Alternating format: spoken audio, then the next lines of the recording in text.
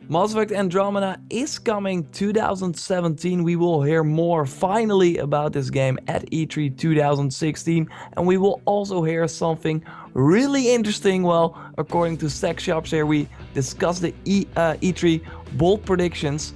Sec, welcome again. Yeah, thanks for having me. It's going to be a very interesting discussion. I think it'll be more interesting than our first one about Dragon Age, the MMO. But Yeah, yeah. yeah, yeah, absolutely. So yeah, you can find that on the channel already. Dragon Age and MMO. What? Well, it's like also BioWare this time, but also RP, yeah, MMO stuff. Well, we also talked about the whole EA conference. You can watch that video by clicking the link I put in the description below. We'll lead you to Zach's channel, and yeah, there you find that video about the EA press conference. Well, at the end of that, we made two bold predictions. Like I said, the Dragon Age one is already on the channel, but now we will discuss Mass Effect Andromeda being in a hybrid MMO, and that's like your bold prediction. So take it away. Yeah, so essentially, this is definitely a lot less likely, I think, than the Dragon Age MMO idea, right? Because Dragon Age, if you look at how that franchise is developed, has always never been consistent at all. It's never been consistent. You had first with Origins, a very in-depth RPG, Dragon Age 2, action, very simplistic title that a lot of people did not like. Then you had Dragon Age Inquisition that was trying to go back to the RPG formula, but it was very simplistic, lacked depth, and if it wasn't released in that year, it wouldn't even been considered for Game of the Year. Like if it was released in the year that Fallout 4 and The Witcher 3 was released, it would have been definitely in third, Totally, if not off the list. totally. So yeah, so when it really comes down to it, Mass Effect is a type of franchise that is very similar. When you look at the first Mass Effect, it was kind of like Origins, though. It was a little bit more in-depth. It had a lot more sort of quirks and just a lot more systems. Mass Effect 2 sort of simplified it, but sort of maintained the same formula and moved the franchise forward. Mass Effect 3 simplified it a little bit more, but none of it ever felt completely different from one another. But they're starting a new trilogy, and so they have a lot more room to sort of do what the hell they want, and they see obviously the Star Wars franchise doing really well with the new movies, so sci-fi is a lot more in people's minds. They have a new franchise, a new trilogy that they're going to be starting with Andromeda, so they have a lot more room to sort of go with. They see The Division doing extremely well, even though it was somewhat of a bland third-person shooter. It was fun, but it wasn't really that innovative in any regard. Then we also had Destiny, another sort of bland shooter that wasn't really that interesting from a unique systems perspective. It was a sort of another shooter in a sci-fi, area, and I think that they see the success of both of those titles and think that they could do way better. And if they did it with a known IP such as Mass Effect within a brand new galaxy, I think that it could definitely be a huge success. And I think that even if they just did it from a co-op perspective and didn't really open it up to be as multiplayer-ish as like Destiny or The Division, I think that even that would be a really good idea to make it so you can play with your friends instead of random AI units in your party. Make it so those are players or could be players. That would open up a lot of doors for unique perspectives on not only story development but also gameplay as well. Yeah. So to clarify a little bit, so with the Dragon Age MMO, personally, I think that would be more like Destiny and The Division, and will be, and that's why it also is hybrid MMO. Will be like more, a game that will totally fit like single player. So if you play Destiny or The Division single player, you will hit the max level, and you're like, okay, I can't do anything alone. It's not fun. While in this game, you could totally finish it on your own. But if you want friends over, you can do that. That's what this bold prediction is about, right? Yeah, basically. I don't think it would be like a full-blown hybrid MMO. I think it would have a lot of the systems of one. I just don't think it's gonna be, if there's any, because if I were to say it's gonna be a full-blown hybrid MMO, I would probably put at like 1 to 2% likelihood. But since I think it's gonna be more of a you can join your friends, doing whatever they're doing, and since it's going to be more of an open game, at least it seems like it's going to be a more open game, you really sort of, it would aid the experience to be able to have your friends with you in a long, over 40-hour experience, and I think it would add a lot to it. But I don't think that they're gonna go the full-blown hybrid MMO route. They might, and the reason why I say might, and that's even in my head, is because there's been people leaving BioWare, so maybe they've heard this and they're like, I don't want to be at all a part of this. I'm tired of you guys doing this with everything, and I'm tired that the industry is moving this way to begin with. I just want to make a masterpiece, and you guys are trying to completely tear everything off of the foundation and just remake it, and they just left.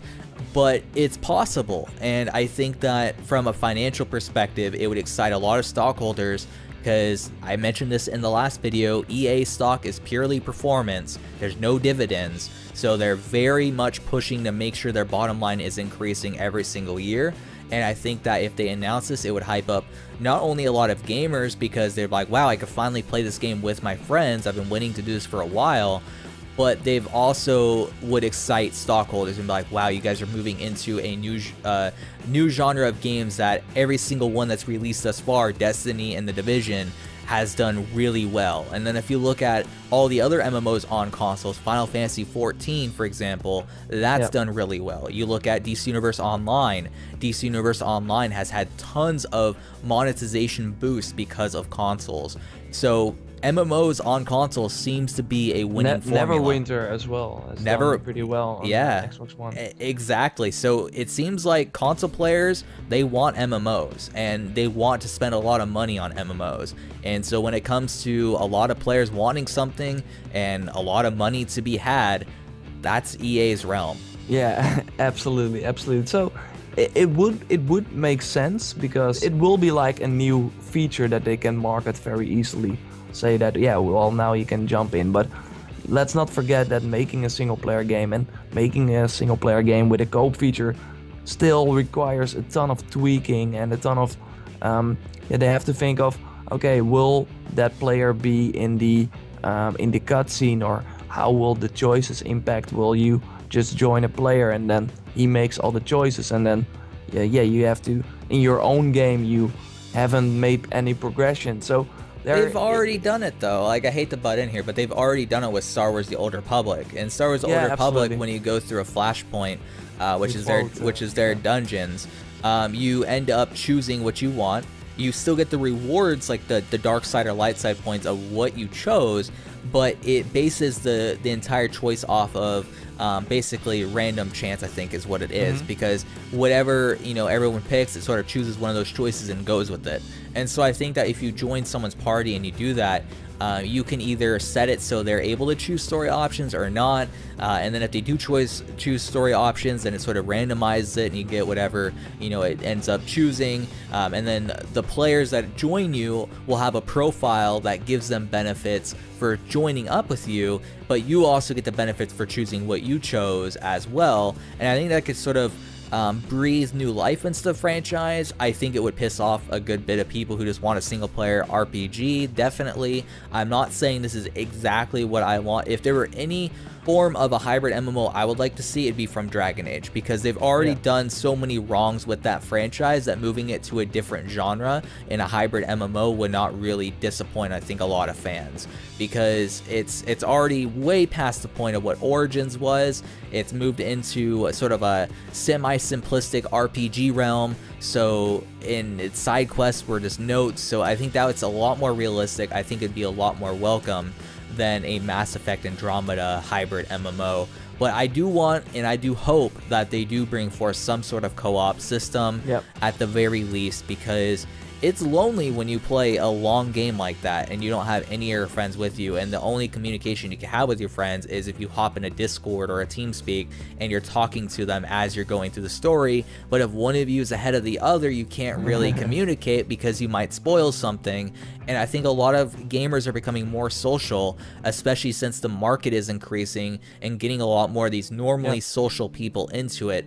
I think it's definitely a good formula. I think that there will be at least a hybrid MMO of some sort at EA's press conference. This is a matter of will it be Mass Effect or will it be Dragon Age? Or both. Or both. As we might. I think you brought up some interesting points. Also, the console infrastructure is way more social now. You can jump into parties way more easily. People are now used to it. They want.